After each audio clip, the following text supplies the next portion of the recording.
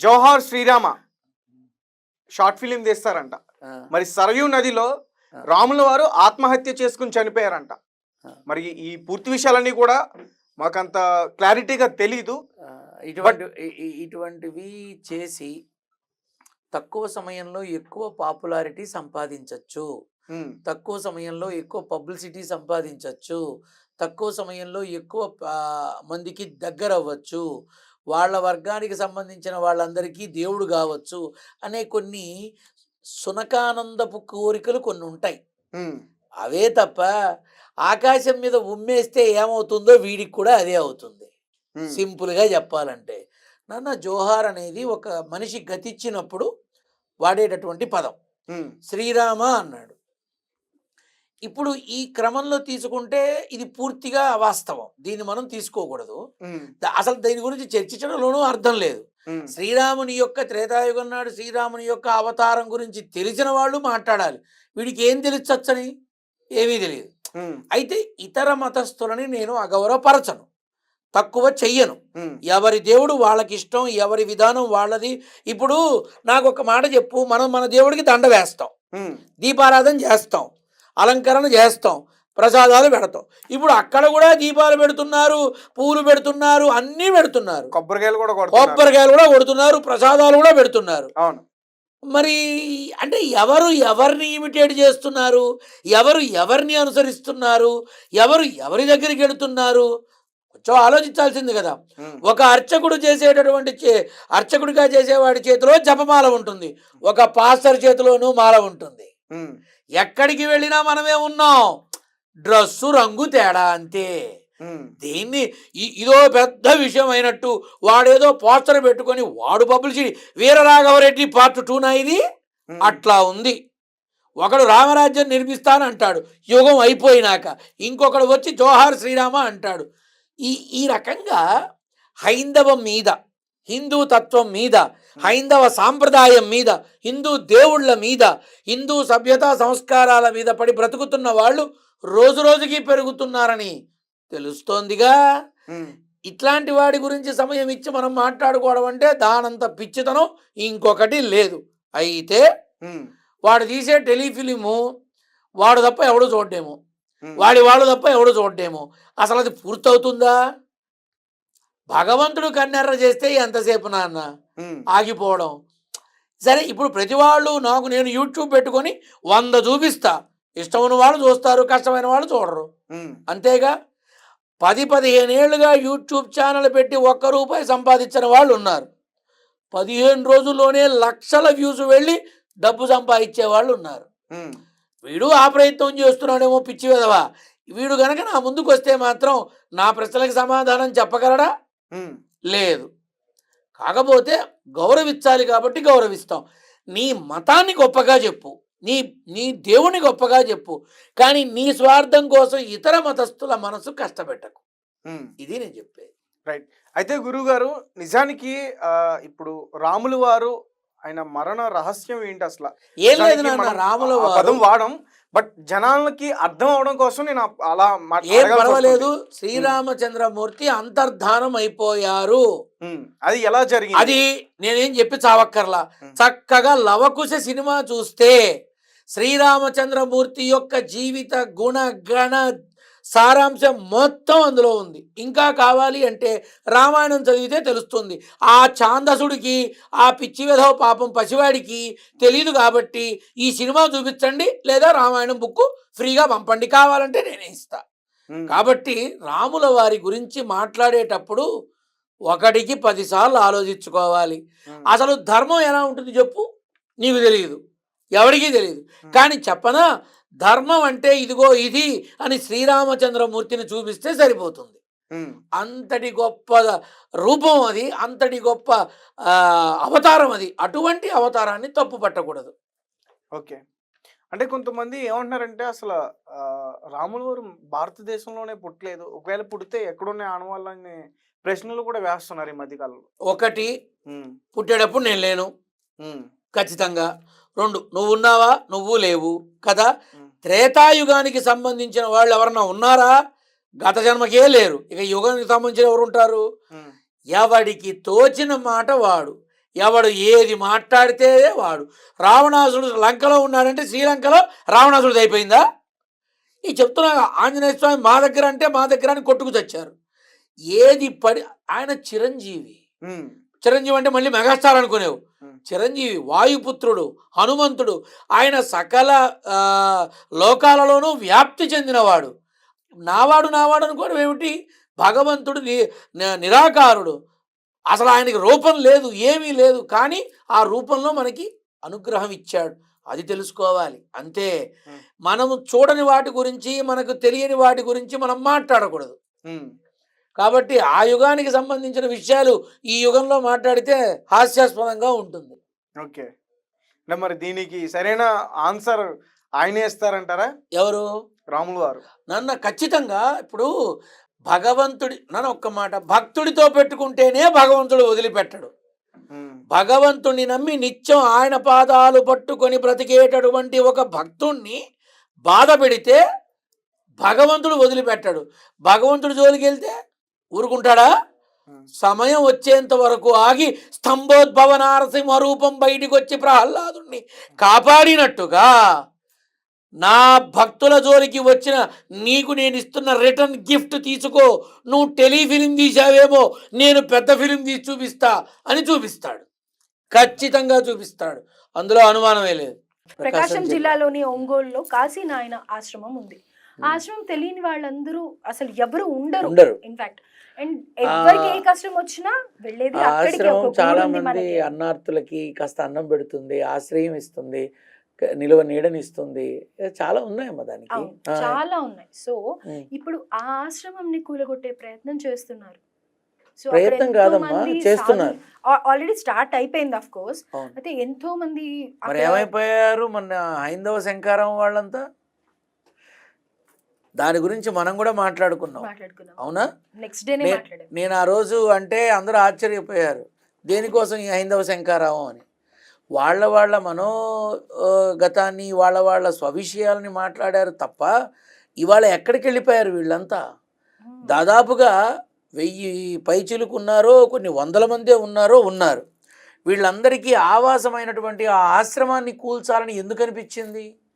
హైందవులేగా, మీరన్నట్టుగా హిందువులేగా, మీరన్నట్టుగా సన్యసత్వం తీసుకున్న వాళ్ళేగా. కొంతమంది కాషాయం కట్టుకున్న వాళ్ళకి రెడ్ కార్పెట్తో ఉంటుంది, మరి ఇక్కడేమో ఇలా ఉంది. మరి మొన్న లక్షల కొద్దీ జనాలు వెళ్ళి పూరించిన హైందవ శంఖారావం ఏదైతే ఉందో వాళ్ళందరికీ ఇది కనిపించలేదా? ఇక్కడికి వచ్చి పాపం నిజంగా నిరాశ్రులైపోయారు అంతా. తల్లిదండ్రిని వదిలేసిన వాళ్ళు, మొత్తం పిల్లల్ని వదిలించుకొని పారిపోయిన వాళ్ళు, చూడని తల్లిదండ్రులు, వీళ్ళంతా ఎవరైతే ఉన్నారో వీళ్ళందరికీ ఒక పూట అన్నం, కాస్త నీడ, ఆ కాషాయపు వస్త్రం, ఇవి తప్ప అక్కడ ఏమీ లేవు. అటువంటి ఆశ్రమాన్ని మరి ఎందుకు కూలగొడుతున్నారు? ప్రభుత్వమా? ప్రభుత్వం చేయిస్తోందా? ప్రభుత్వం తరపున ఎవరన్నా చేస్తున్నారా? ఎందుకని పోలీసు యంత్రాంగాన్ని తప్పు పట్టకూడదు. వాళ్ళకి వచ్చే ఆర్డర్స్ని బట్టి వాళ్ళు చేస్తారు. వాళ్ళనేమంటారు? ఎందుకు పోలీసు యంత్రాంగాన్ని నోరు బారేసుకోవడం? వాళ్ళు కేవలం పూర్తిగా ఇది చెయ్యి అంటే వాళ్ళది చెయ్యాలి అంతే. కానీ ఇంకా ఎక్కడ ఏది లేనట్టుగా ఆశ్రమాన్ని కూల్చడం గల అది చాలా పెద్ద స్థలం అని అంటే నాకు తెలిసిన విషయం ఏంటంటే కొన్ని ఎకరాల కొద్దీ స్థలం అని. ఇప్పుడు నేను ఈ హైందవ శంకారావంలో పాల్గొన్న మఠాధిపతులు, పీఠాధిపతులు, స్వామీజీలు, గురువులు, పెద్ద పెద్ద వక్తలు, ప్రసంగకర్తలు ఇంతమంది ఉన్నారు కదా. మరి దేవాదాయ భూముల గురించి బాధపడేవాళ్ళు ఒకళ్ళు, ధర్మం తప్పి ప్రవర్తిస్తున్నారనే వాళ్ళు ఒకళ్ళు, సినిమాల్లో ధర్మాన్ని కించపరుస్తున్నారనే వాళ్ళు ఒకళ్ళు. మరి వీళ్ళంతా కళ్ళు మూసుకుపోయినాయా? అన్ని 100 మందిని రోడ్డుకి ఈడ్చి వాళ్ళ ఆశ్రమాన్ని కూలగొట్టి వాళ్ళని నిరాశ్రయులు చేసి తిండి లేకుండా చేసి ఈ రకమైన చర్యలు పోతుంటే ఇన్ని లక్షల మంది ఏమైపోయారు? ఏం చేస్తున్నారు? ఏం చేసి ఆ ఆశ్రమవాసులు ఏం చేశారు? ఎందుకు వాళ్ళని రోడ్డుకి ఈడ్చారు? ఎందుకు అవన్నీ కూలగొడుతున్నారు? ఏమైపోయింది సనాతన ధర్మం? ఇంత ఎత్తున మాట్లాడారు కదా, మన ధర్మాన్ని మనం కాపాడాలి, మన వ్యవస్థని మనం కాపాడాలి, మన హిందూ సాంప్రదాయాన్ని కాపాడాలి, ఈ విశ్వ హిందూ పరిషత్తు మొత్తం అందరినీ రక్షగా ఉంటుంది. మరి వీళ్ళకి దిక్కేది? అంటే మీకు ఇంకా దీని గురించి ఏమైనా తెలుసా? వాళ్ళందరినీ ఎక్కడన్నా పెట్టడం కానీ, ఒక స్థలం ఇచ్చి ఆశ్రయం ఇప్పటిదాకా కల్పించడం కానీ? ఇప్పటిదాకా ఇది అని చెప్పలేదుట.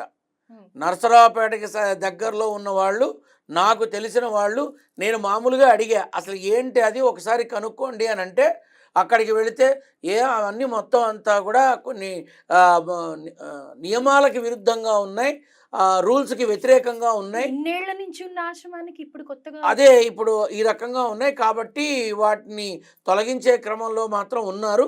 అది కొంత మొదలుపెట్టారు, కొంతమంది ఆగారు, కొన్ని జరుగుతున్నాయి. మరి వాళ్ళు మాత్రం ఇప్పుడు వేరే ఆవాసం చూసుకోక తప్పదు, ఇంకో చోటకి వెళ్ళక తప్పదు, మాట్లాడుకుంటున్నారు అట్లాగా. మరి ఇది ముందుకు వెళుతుందా, మొత్తం నేలమట్టం చేసేస్తుందా, లేదు ఎవరన్నా కాస్త అడ్డుపడి ఆపుతారా అనే మీమాంసలో అక్కడ ఉన్నారు గురువుగారు అని నాకు విషయం తెలిసింది. నేను ఒక్కటి అడుగుతున్నా, ఆ రోజు సభలో అందరు అన్నారు కదా, మన దేవాలయంకి ఇన్ని భూములు, మన దేవస్థానానికి ఇన్ని ఎకరాలు ఉన్నాయన్నారు కదా, అక్కడే వీళ్ళకి ఆవాసం ఏర్పాటు చేయొచ్చుగా, అక్కడికి తీసుకెళ్ళి పెట్టుకోవచ్చుగా. శంషాబాద్ ఊరి చివర వందల ఎకరాలు పెట్టి బీభత్సమైన కట్టడాలు కట్టి చేసి చచ్చేదేముంది? వీళ్ళందరినీ తీసుకెళ్ళి ఆవాసం ఇచ్చి వాళ్ళకింత అన్నం పెట్టచ్చుగా. బరువైపోయారు అని తల్లిదండ్రులు వదిలేసిపోయారుగా.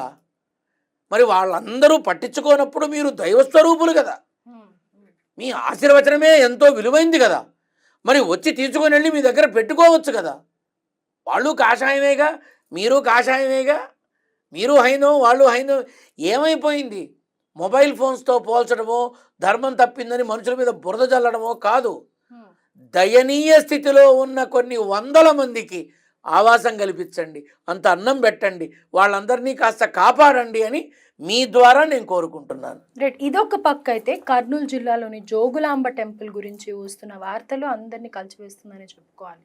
ఎందుకంటే కనుక అక్కడ ప్రధాన అర్చకుడుగా పనిచేస్తున్న అతను డబ్బులు మళ్ళించడం కానీ, లేకపోతే వివిఐపి దర్శనాలకి కేటాయించడం కానీ, అక్కడ ఇంకా అనేక కార్యక్రమాలు చాలా జరుగుతున్నాయి.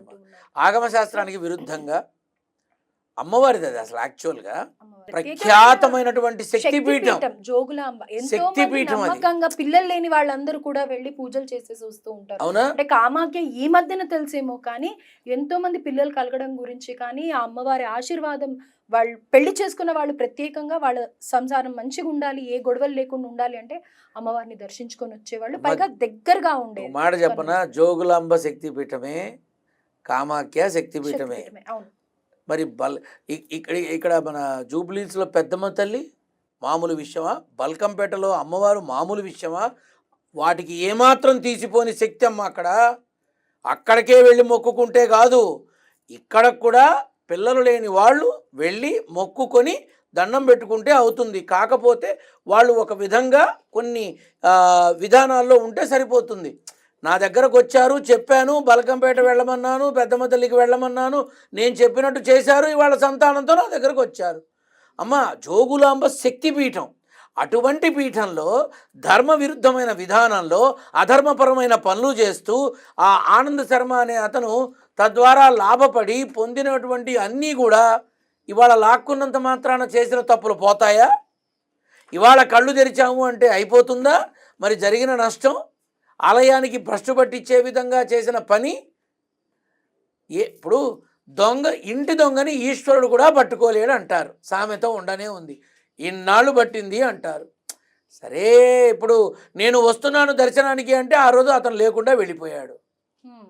నేను వస్తున్నా దర్శనానికి అన్న, ఆ రోజు లేడు ఆ రోజు. నేను అడిగాను కూడా, వేరే కార్యక్రమంలో వేరే చోట ఉన్నాను అన్నాడు. అప్పుడే అర్థమైంది. ఎందుకని నేను ఖచ్చితంగా అడుగుతా, ఇక్కడ ఇది పొరపాటు జరుగుతోంది, ఇక్కడ ఇది తప్పు అడుగు పడుతోందని ఉన్నది ఉన్నట్టు చెప్తాను నేను. సో నేనైతే ఒకటేనమ్మా, దేవస్థానాలని భగవత్ స్వరూపాల జోలికి వెళ్ళిన వాడు ఎట్టి పరిస్థితుల్లో తప్పించుకోలేడు. సమయం వచ్చినప్పుడు సమాధానం అందుకోవాల్సిందే. అంటే ఇప్పుడు ప్రెజెంట్ సొసైటీలో ఏమైపోయిందంటే గనక ఒక బిజినెస్ చేసేవాడు ఎంతైతే సంపాదిస్తున్నాడో, ఒక సాఫ్ట్వేర్ ఉద్యోగి ఎంతైతే సంపాదిస్తున్నాడో, బ్రాహ్మణులు కూడా అంతే సంపాదిస్తున్నారు. జనాల్ని దోచుకొని తింటున్నారు. అవును. అనేకమైన తప్పు మార్గాల్లో వీళ్ళని డైవర్ట్ చేస్తున్నారు. వీళ్ళ వల్లనే సగం ఇబ్బంది కలుగుతోంది సామాన్య ప్రజలకి అని అంటున్న తరుణంలో ఒక శక్తిపీఠంలోనే ఇలా జరిగితే ఇంకా అనేక మంది కూడా గుళ్ళ పేర్ల మీద డబ్బులు తీసుకుంటూ ఉన్నారు. అలాగే అవసరం లేని పెద్ద పెద్ద పూజలు చెప్తూ ఉన్నారు. మరి నమ్మకం కోల్పోతున్నారు కదా. క్రిస్టియానిటీ పెరుగుతోంది అని అంటే కనుక ఎందుకు పెరగదు? వేరే మతాల్లోకి మారుతున్నారు అంటే కనుక ఎందుకు మారరు? మరి దీని అంతటికి కారణమైన ఇలాంటి వాళ్ళకి ఎలాంటి శిక్ష పడాలి అని అంటారు? నేనైతే ఒకటే చెప్తున్నానమ్మా, సాటి మనిషి భయం, పిరికితనం, ఆర్ద్రత, ఆదుర్ద, అనిశ్చితి ఇట్లాంటి వాటన్నిటిని సొమ్ము చేసుకునే ప్రయత్నంలో ఉంటారు తప్ప ఒక ధైర్యం, ఒక మనోబలం, ఒక అండ ఉండాలని అనుకోరు. నేను బ్రాహ్మణైతే ఏంటి, వైష్ణవ, వైఖానస, వైదిక, సాంప్రదాయ, ఆగమ, శాస్త్ర పండిత బ్రాహ్మణులందరిలో కూడా ఇలాంటి చీడ పురుగులు ఉన్నారు. ఉన్నది ఉన్నట్టే చెప్తున్నా, ఉన్నారు. అవతల వాళ్ళని ఎంతగా సొమ్ము చేసుకోవాలి అని ఆలోచనలో బ్రతికేవాళ్ళు ఉన్నారు. ఇచ్చింది తీసుకుందాంలే అని అనుకునే మంచి మనసున్న వాళ్ళు ఉన్నారు. ఆ ఇచ్చింది కూడా పళ్ళల్లో చూసి దానికి తగ్గట్టుగా రియాక్ట్ అయ్యే వాళ్ళు కూడా ఉన్నారు. అమ్మ అవసరం లేకపోయినా చేయిస్తారు యజ్ఞాలు, అవసరం లేకపోయినా చేస్తారు హోమాలు. అవతల వాడు బాగా డబ్బున్న వాడైతే శుభ్రంగా క్షవరం చేసే విధంగా అన్నీ చేస్తారు కొంతమంది. ఇది నిజం. అయితే మరి అంటూ ఉంటారు కదా, కర్మ ఎవరిని వదలదని. మరి మీరు నిత్యం దేవుడి దగ్గరే, దేవుడి ముందరే, దేవుడితో సమానంగా భావిస్తూ ఉంటాం ప్రతి ఒక్కళ్ళం కూడా. అంత మాత్రాన వాళ్ళు ఆనందంగా ఉంటారా? అలాంటి మీరే మరి మాకు చెప్పేది ఒకటి, మీరు చేసేది ఒకటి ఎందుకు అవుతోంది? ఇప్పుడు అదే చెప్తున్నానమ్మా, ఈరోజు వాడు సంపాదించచ్చుగాక, కానీ ఆ సంపాదన వృధానగానే పోతుంది. అది మీకు తెలిసి ఖచ్చితంగా పోతుంది. నేను అదే అంటున్నానమ్మా. దీనిలో చాలామంది పరిష్కారం ఉంది, దీనికి పర్యవసానం ఉంది, దీనికి ఇంకోటి ఉంది అని ఆ ప్రకారంగా వెళుతున్నారు తప్ప అసలు అది ఎంతవరకు నిజమని అనుకోవట్లా. అయితే ఇప్పుడు మమ్మల్ని ఏదన్నా ఒక గ్రహం బాగాలేదు, శని గ్రహానికి ఈ దానం ఇవ్వండి, లేకపోతే ఇంకో దానికి బుధ గ్రహానికి దానం ఇవ్వండి అని దానాలు తీసుకుంటూ ఉంటారు. నా ప్రశ్న కంప్లీట్ చేయండి. దానాలు తీసుకుంటూ ఉంటారు కదా, తీసుకున్న దానికి ప్రాయశ్చిత్తంగా మీరు కొన్ని వందల వేల జపాలు ఏదో చేసుకుంటే మీకు ఆ మా నుంచి వచ్చే ఏదైతే నెగటివ్ ఉంటుందో అది రాకుండా పోతుంది అని అంటారు కదా. మరి దీనికి కూడా మీరు ఇలా దోచుకున్న తర్వాత అలాంటి జపాలు ఏమైనా ఉన్నాయా? మీరు ఇన్ ద సెన్స్ నేను మిమ్మల్ని అని పర్టికులర్ గా అనట్లేదు, మొత్తం అందరూ కూడా మీరు ఎలాంటి వారో మాకు తెలుసు కాబట్టి మీరు ఇక్కడ కూర్చొని ఒక స్టూడియోలో మీరు మాట్లాడుతూ ఉన్నారు. కనీసం మీ దగ్గరకు వచ్చిన వాళ్ళ దగ్గర నుంచి మీరు డబ్బులు కూడా ఆశించారు, అది వేరే విషయం, అది పక్కన పెడదాం. రైట్. అయితే మరి దీనికి సంబంధించి కూడా మీకు అలా ప్రాయశ్చిత్తంగా ఏమన్నా ఉన్నాయా? అందుకే ఇంత విచ్చల విడిగా జనాల్ని దోచుకొని తింటారమ్మా. ప్రాయశ్చిత్తంగా పనిచేస్తాయా? అదే చెప్తున్నా, అలా అనుకుంటే పొరపాటే అమ్మా. నా దగ్గర ఈ రాసులు గ్రహాలు విను, రాసులు గ్రహాలు నక్షత్రాల గురించి నేను మాట్లాడను, నేను నమ్మను, నేను అటువైపు చూడను. నా దగ్గర ఏ రకమైన వివరాలు లేకుండా, ఏ రకమైన కాగితాలు లేకుండా, ఏ రకమైన చక్రాలు లేకుండానే ఎంతోమందికి కొన్ని సంవత్సరాలుగా సేవ చేస్తున్నా. మీ మాధ్యమాల ద్వారా బయట తెలిసింది కాబట్టి 10 మందికి చేసేది 100 మందికి చేస్తున్నా, అంతే తేడా. కానీ నువ్వన్నట్టుగా పరిష్కార మార్గం ఉంటుంది. కానీ ఏ సమస్యకి ఏ భగవత్ స్వరూపాన్ని పట్టుకుంటే పరిష్కారం వస్తుందో చెప్తా, అంతవరకే తప్ప గ్రహాలకి రాసులకి నా ప్రాణం పోయినా చెప్పను. మీరు కాదు, అదే చెప్తున్నా. చాలా మంది ఏం చేస్తున్నారు, నువ్వు ఈ గ్రహానికి చెయ్యి, నువ్వు ఆ రాశికి చెయ్యి, నువ్వు ఈ పూజ చెయ్యి, ఆ పూజ చెయ్యి. ఒకవేళ రాలేదే అనుకో, ఎవరో కాదు నా దగ్గరికే వచ్చి, నేను మా ఇంటి దగ్గర గుడి దగ్గర అయ్యగారికి చూపించానండి అంటే, అర్చకులు వాళ్ళ అయ్యగారు అంటారు, వెళ్ళామండి వాళ్ళు అడిగితే కనుక ఇది చేయమన్నారండి అని చెప్పి చేసామండి, సంవత్సరమైనా ఫలితం లేదండి అన్నారు. వెళ్ళి ఆయన్నే అడుగు అన్నా. అప్పుడు ఆ మనిషి చెప్పిన సమాధానం ఏంటో తెలుసా? నీ పేరు, నీ ఊరు, నీ అడ్రస్సు, నక్షత్రం, రాశి, గ్రహం, టైము, ప్లేసు అన్నీ నువ్వే చెప్పావు. నువ్వు చెప్పిన వాటి ప్రకారం నేను చెప్పా, నువ్వు చెప్పినట్టుగా చెప్పిన దాన్ని బట్టి ఏం చేస్తే బాగుంటుందో చెప్పా, నేను చేశా. ఇప్పుడు అవ్వలేదు, నీ కర్మ, నేనేం చేస్తా? అవ్వకపోతే నీ కర్మ, నేనేం చేస్తా? నువ్వు ఇచ్చినవేగా అని పక్కకి వెళ్ళిపోయాట. ఇప్పుడు ఎవరు తప్పించుకున్నారు, ఎవరు పిచ్చివాళ్ళని చేశారు? అదే మనిషి నా దగ్గరకు వచ్చిన ఇది చెప్పినాక సరే జరిగింది ఏదో జరిగింది వదిలేయి, నేను చెప్పా ఏ భగవత్ స్వరూపాన్ని పట్టుకొని ఏం చేస్తే ఆ కష్టం పోతుందో చెప్పా అన్నట్టుగానే వాడు ఆ భగవంతుడిని పట్టుకున్నాడు, ఆ భగవత్ స్వరూపాన్ని వేడుకున్నాడు. 108 రోజుల్లో పని అయిపోయింది. ఎంతో ఆనందంగా ఉన్నాడు. నేను చెప్పేది ఒకటేనమ్మా, గ్రహాలు రాసులు నక్షత్రాలు ఏ అర్చకుడు ఏ జ్యోతిష్యుడు 100కి 100% అవుతుంది అని బల్లగుద్ది చెప్పే ధైర్యం చెయ్యరు. మీరు అంతా అయిపోయినాక అవ్వలేదు అంటే ఇది చేసుకోండి అవుతుందేమో చూద్దాం అని అంటారు. అంటే నేను అదే అంటున్నా, అలా ఎందుకు చేయాలి? ఎందుకు నిజాయితీగా నిజం మాట్లాడరు? కొంతమంది చెప్తారు ఖచ్చితంగా అవుతుంది. అలా చెప్పిన తర్వాత మరి ఇప్పుడు అవ్వలేదుగా, నా దగ్గరకు వచ్చారుగా, భగవంతుని పట్టుకొని కానీ అయిపోయిందిగా.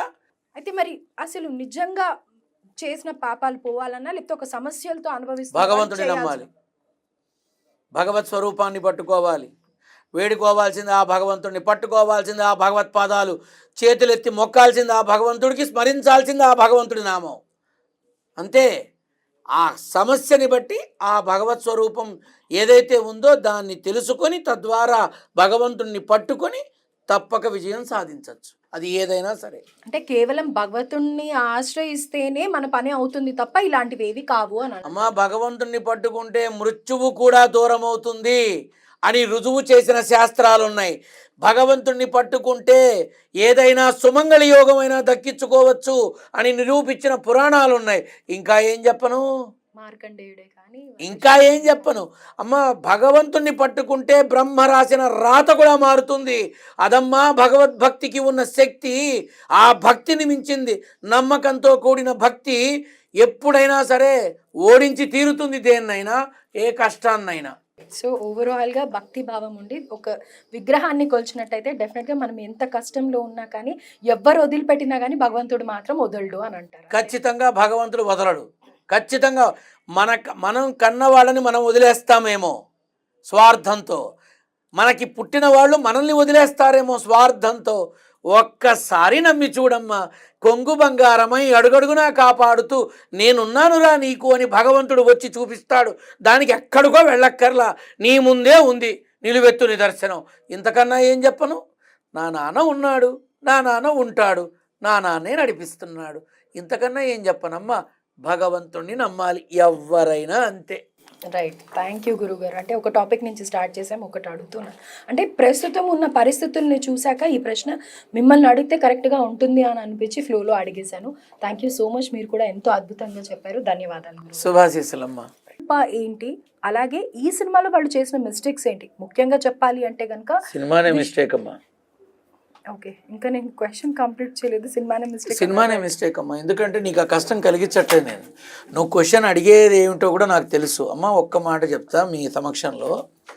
భక్త కన్నప్ప అనేటటువంటి కథని ఒకానొక నాడు, బహుశా నేను కూడా పుట్టలేదేమో, మన కన్నడ రాజ్ కుమార్ గారితో తీశారు. అది అత్యంత ఆదరణ పొందింది ఆ రోజుల్లోనే. ఎందుకని? వాస్తవికతకి పరిపూర్ణంగా దగ్గరగా ఉన్నది ఉన్నట్టుగా ఆ మహానుభావుడి యొక్క భక్తాగ్రేసరుడి యొక్క కథ ఎంత స్వచ్ఛంగా ఎంత సజీవంగా ఉందో ఆయన అలా చేశాడు. కాబట్టి అది ఆ రోజుల్లోనే చాలా అజరామరమైనటువంటి సంగీతం కానీ, ఆ పాటలు కానీ, పద్యాలు కానీ, భక్తి తత్పరత కానీ, అబ్బా అసలు మళ్ళీ మళ్ళీ చూడాలి, మళ్ళీ మళ్ళీ వినాలి అని ఆనాడే శివరాత్రి వస్తే కన్నప్ప యొక్క పాట లేనిదే పందిరలేదు. ఇప్పటికీ అంతే అనుకో, అలా ఉండేది. ఇప్పటికీ ఖచ్చితంగా ఇప్పుడు వాద్యాలు, వాద్యమాలు, ఓ ఎమ్మ గెంతులు ఇవి తప్ప ఏమీ లేవు. అంటే కొన్ని చోట్ల ఉందమ్మా, ఇప్పటికీ ఉంది. తర్వాత మీకు గుర్తుండే ఉంటుంది కృష్ణన్ రాజు గారు మళ్ళీ ఆ పాత్రని పోషించడం జరిగింది. చాలా అద్భుతంగా చేశారు. అది కూడా సంగీత పరంగా చూసుకుంటే చాలా చక్కగా విజయాన్ని సాధించిన చిత్రం.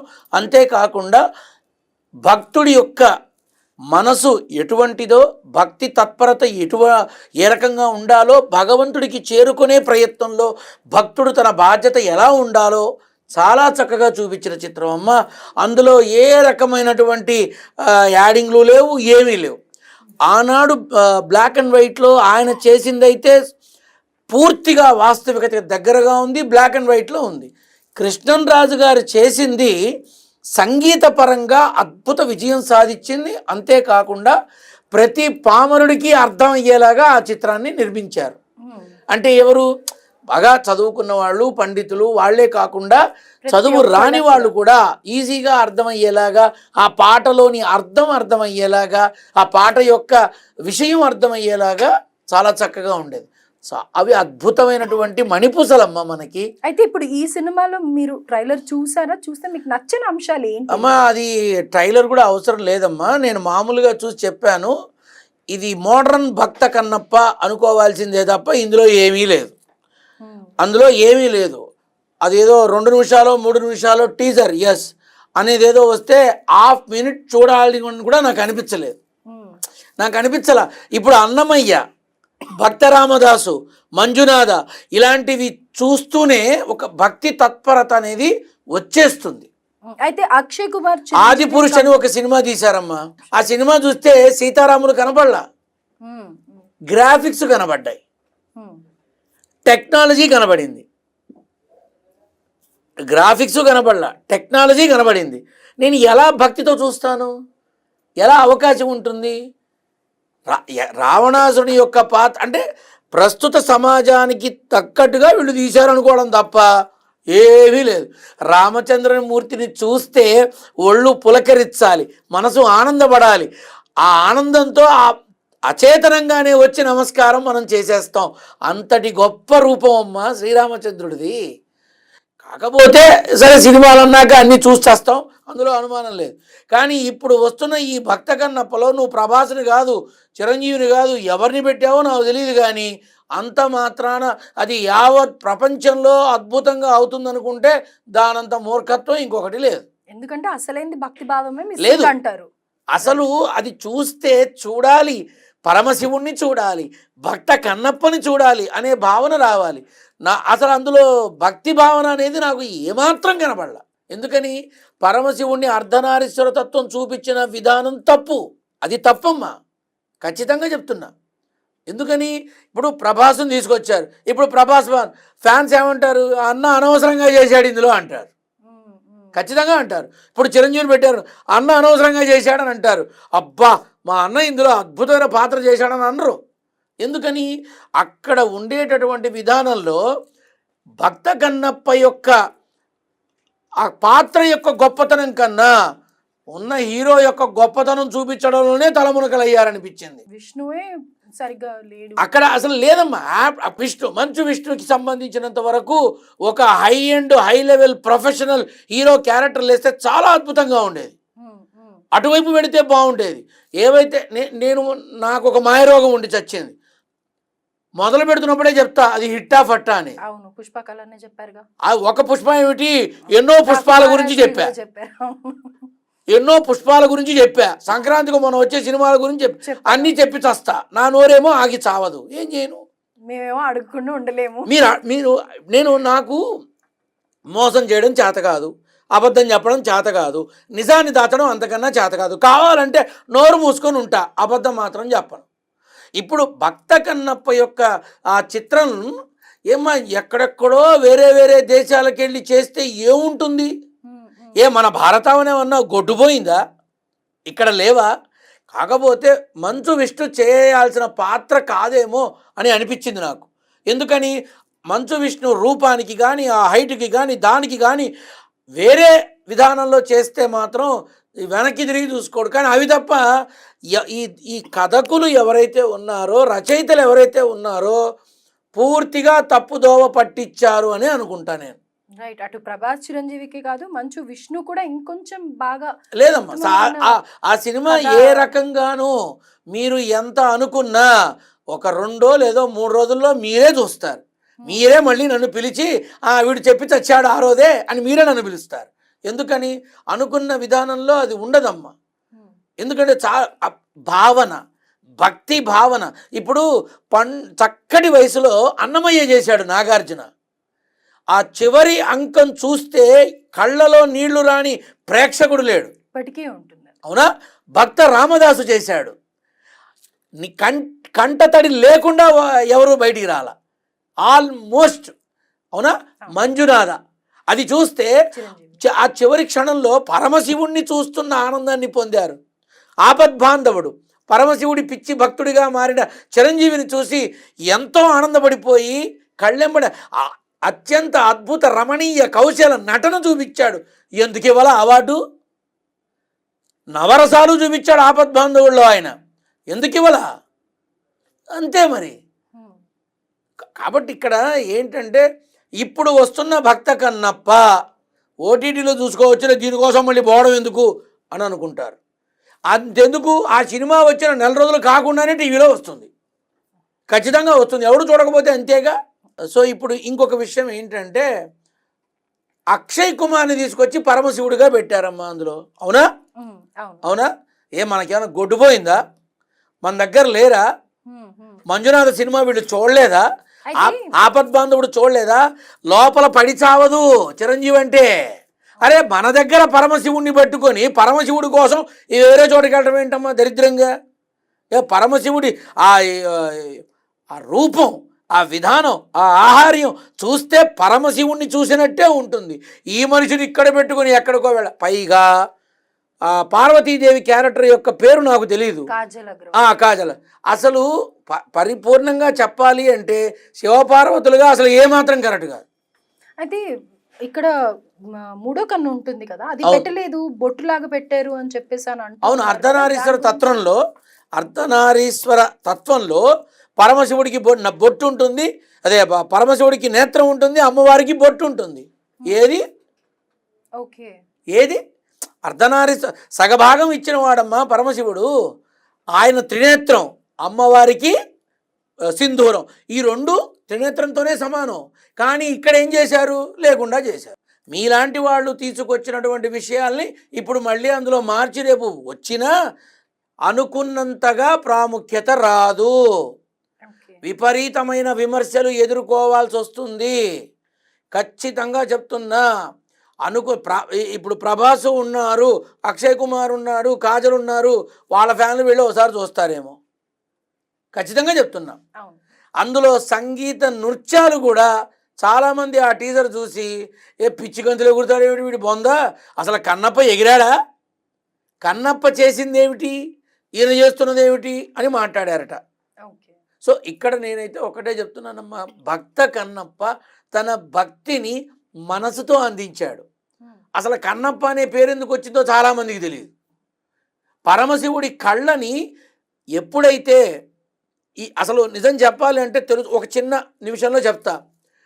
ఆ బోయేవాడు ఆ శివలింగాన్ని చూసి అది రాయో రప్పో దేవుడో తెలియని క్షణంలో అక్కడ నుంచి వచ్చినటువంటి ఆ గొంతుక మాట విని భగవంతుడిగా భావించి బోయేవాడు కాస్త స్నేహం చేసి అభిమానధనుడై ఆ తర్వాత అభిమానంతో స్నేహంతో ప్రేమతో దగ్గరై పరమశివుడు తనవాడు అనుకొని ఇక ప్రతిదీ తనతో పంచుకోవడం మొదలుపెట్టాడు.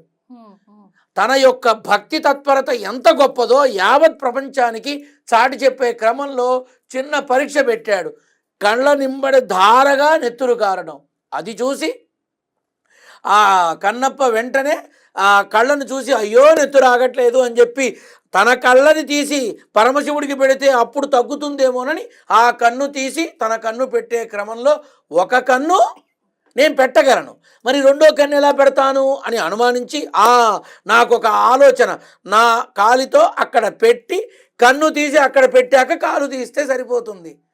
పరమశివుడి ముఖబింబం మీద కన్ను ఉన్న చోట కాలు పెట్టి తిరిగి కన్ను ప్రతిష్ఠ చేసి తన కాలు తీసి ఆహా శివ ఇప్పుడు నీ కళ్ళు బాగున్నాయి, ఏమీ కాలేదు, నా కళ్ళు పోతే పోయినాయి అని అన్నాడు. అదమ్మా భక్తి, అది భక్తి తత్పరత. అదే ఆనాడు రాజ్ కుమార్ చూపించిన, కృష్ణన్ రాజు చూపించిన. ఇక్కడ మరి ఏం చూపించారో నాకు తెలియదు. పరమశివుడి తత్వానికన్నా పరమశివుని భక్తి తత్పరత కన్నా మిగతా అక్కర్లేని ఇవన్నీ ఎక్కువ ఉన్నాయని నేను అనుకుంటున్నా.